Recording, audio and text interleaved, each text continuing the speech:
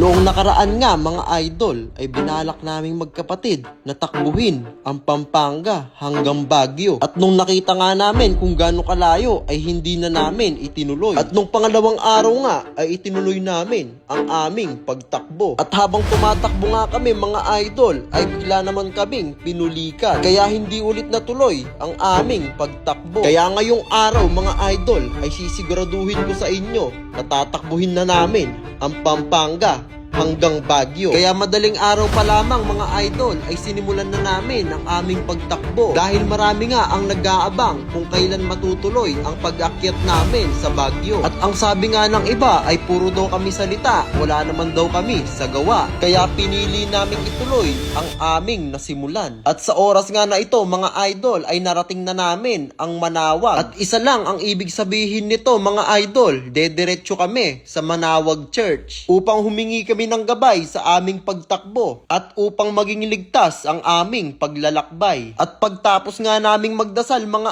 idol ay nagmerienda muna kami dito sa gilid upang magkaroon ng lakas ang aming katawan dahil malayo-layo pa ang aming lalakbayin. Wala kaming sinasayang na oras mga idol, kahit pagod ay hindi namin dinaramdam upang matapos lang namin agad ang challenge na ito at para ipakita sa inyo na kaya naming gawin at tuparin ang aming mga pangako. At makalipas nga mga idol ang ilang oras na pagtakbo ay narating na rin namin ang La Union. At grabe nga mga idol, napakaganda ng tanawin dito sa La Union dahil natatanaw na namin ang Baguio. Isa lang ang ibig sabihin nito mga idol, magsisimula pa lang ang aming paghihirap. Ngunit kahit mahirap ay tuloy-tuloy pa rin ang aming pagtakbo at hindi namin namalayan na narating na namin ang Benguet.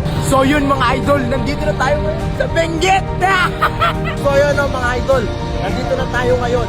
Malapit na tayong umakyat sa Baguio. Yes! Woo! Kaya to, kaya. Let's go!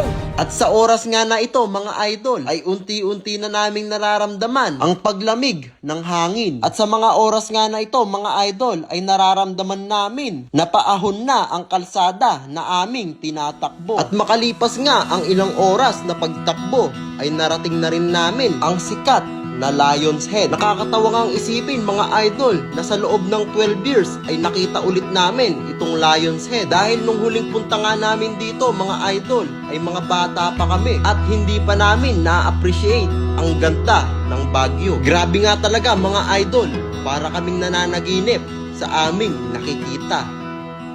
At makalipas nga ang ilang oras na pagtakbo mula Pampanga hanggang Baguio ay narating na rin namin sa wakas mga idol ang Baguio City.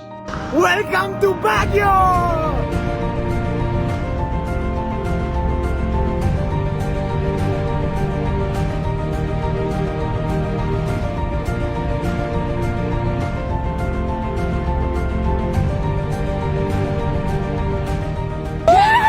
At tayo nga mga idol, natapos na natin ang pagtakbo ng Pampanga hanggang Baguio! Yeah! At habang nagbibideo nga kami mga idol ay bigla na kaming tinawag ni Papa at pinapapasok na nga pala kami sa sasakyan dahil nga kanina pa daw kasi kami baba ng kotse.